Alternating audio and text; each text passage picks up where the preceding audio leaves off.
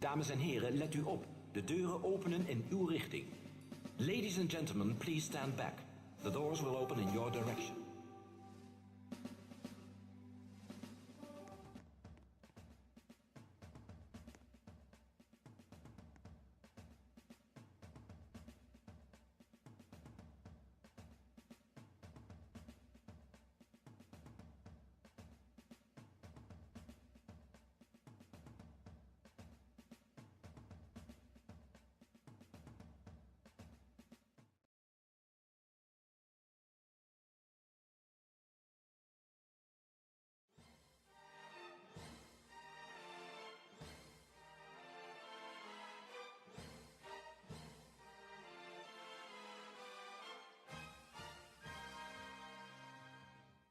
In het midden van de 18e eeuw overspoelden golven van geweld onze Brabantse kempen en het Limburgse platteland.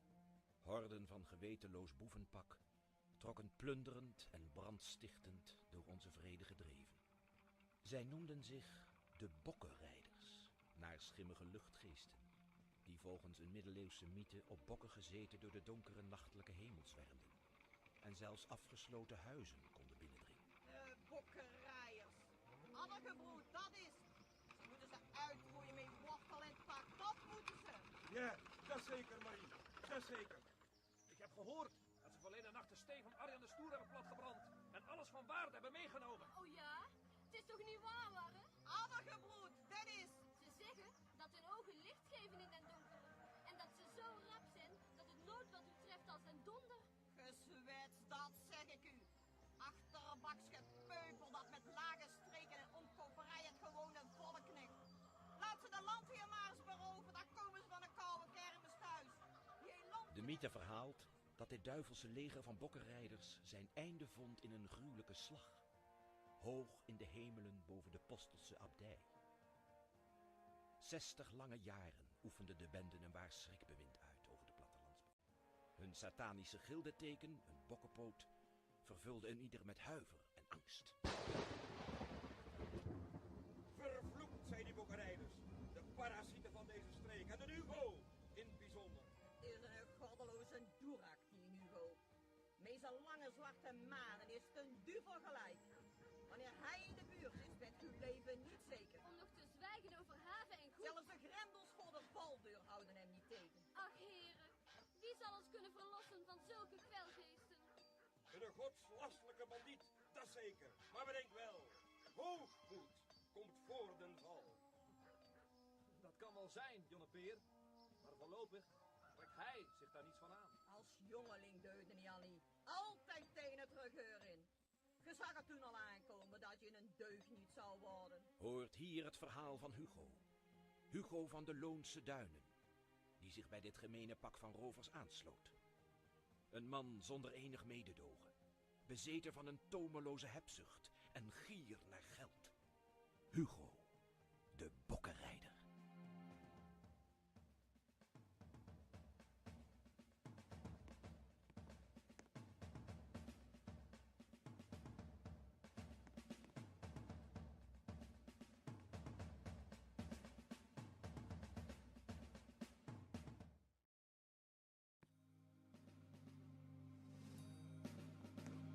Dames en heren, let u op. De deuren openen in uw richting. Ladies and gentlemen, please stand back. The doors will open in your direction.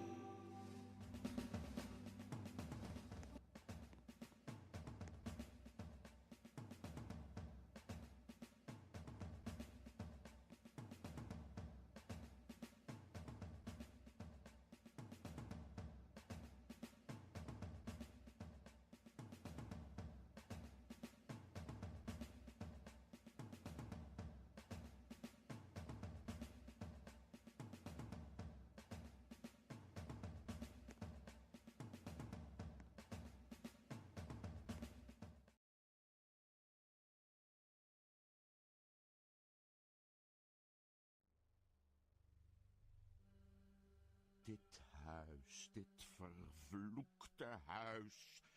Het is een hel gelijk. Die ene vervloekte avond in de Belgische Kempen. De zon stond laag en we zochten bedden voor de nacht, maar van dorpen was geen spoor. Maar ineens in de verte een groot gebouw. De abdij van Postel, wisten wij.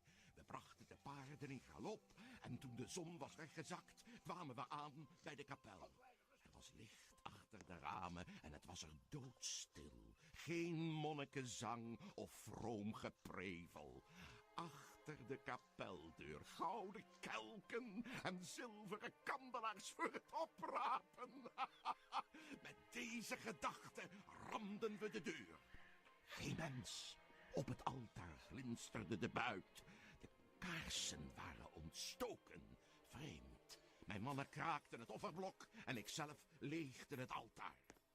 En toen, plotseling, op mijn schouder een slanke hand. Ik keek om en achter mij stond een jonge vrouw, haar ogen vol vuur. Allen zagen haar en het gerinkel verstomde. Ze leek te zweven in haar lange witte kleed. Even voelde ik iets van angst en ze sprak tot mij. Gij, Hugo van den Loonse Duinen, gij ontheiligt hier dit huis. Zo kom tot inkeer en roep niet de toorn des Heeren over u af. Maar ik overwon mijn angst, hoonde haar weg met schampere lach en stootte haar ruw terug. Ik riep de mannen op te gaan en zag dat zij zich oploste in het niets. Een dag later bereikte ik mijn huis. Ik schrok. Boven op de gevel stond zij, de dame uit de kapel. Haar armen wuifden als wiegden ze op de wind. Ik hoorde haar stem als zweefde die in mijn hoofd. Nergens in uw eigen huis, noch waar ook ter wereld, zult gij rust of vrede vinden, nu gij Gods huis geschonden hebt. Eerst dan, wanneer een edel mens met het reine geweten van een pasgeboren kind uw woonstede zal betreden, dan zult gij vrede vinden in uw huis en in uw hart. Die bam, mijn gruwelijk lot, is tot op heden niet gebroken.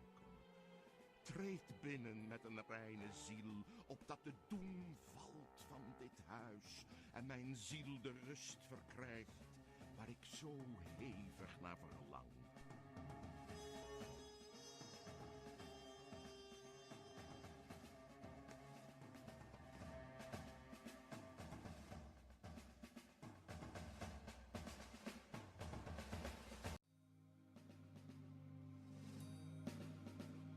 Dames en heren, let u op. De deuren openen in uw richting. Ladies and gentlemen, please stand back. The doors will open in your direction.